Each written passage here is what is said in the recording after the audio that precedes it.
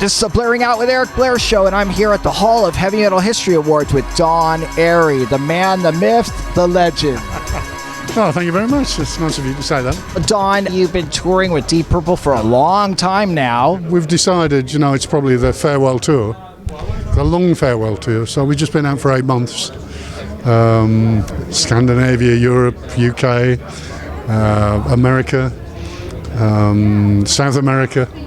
It was pretty arduous. I was kind of glad when it finished. I got home for Christmas. And then this year we'll start again the end of spring and continue on around the other side of the world. Now there's rumors that Ritchie Blackmore wants to rejoin Deep Purple. Yes, I wouldn't count on that happening. I think Ritchie feels that he would like to do one gig with a band. But and Steve Morse has said, well, it's not a bad idea, give him a bit of closure, but I just don't think it will happen. It's not for any other reason than trying to organise something like that. It is so complicated, and you compromise in the band we got, and you got to fly Ritchie in, and then you got to fly him out, and then we've got to rehearse, and it's just too much for a travelling band. We just like our routine and we just keep going. All we want to do is play, and we get to play. And we play in some nice places, and it's a very good band. It's not like we're living on our past reputation.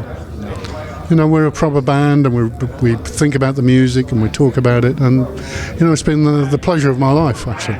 Tell me how you came to the attention of Ozzy Osbourne and ended up playing on The Blizzard of Oz and Diary of Madman and a lot of the Ozzy records. Yeah. No, I'd played on Never Say Die. I was only in 3 or 4 days recording, but I got very friendly with Ozzy. I mean, he was, how could you not? He's such a lovely guy, and Tony. I mean, they were just super people. So I think I can't remember, I think they wanted me to join the band, but I said, Ritchie Blackmore's been on the phone and Cozy's wants me to go and join Rainbow. So I said, how can I say no to Cozy? During the period when Graham Bonnet was in the band. Yeah, we found Graham. We were recording in a French chateau.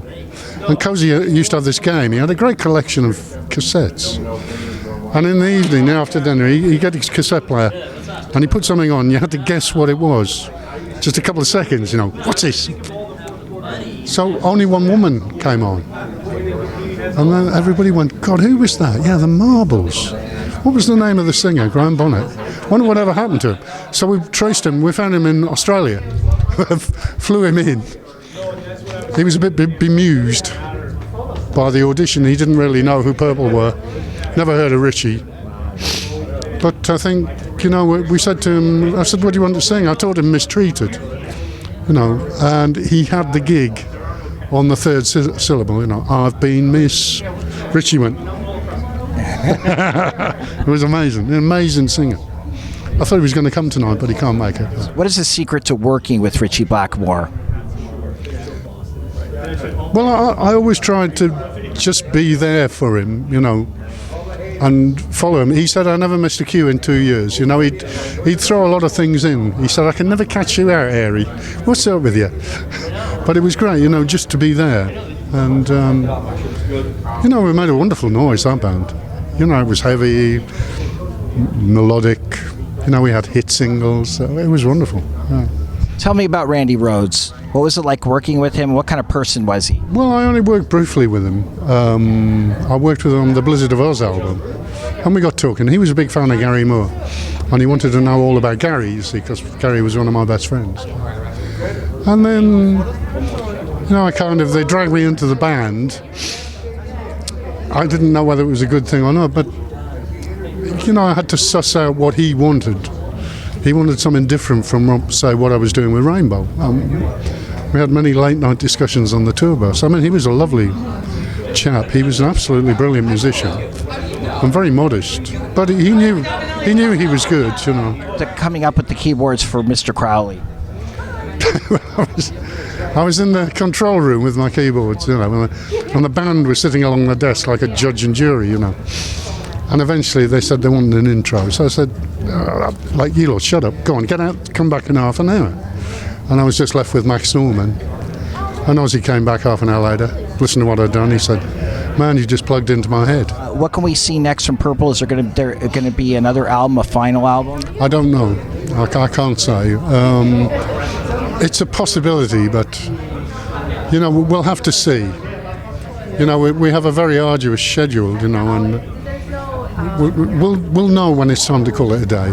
That's the thing, and whether it's a wise thing to do to maybe leave with one last album.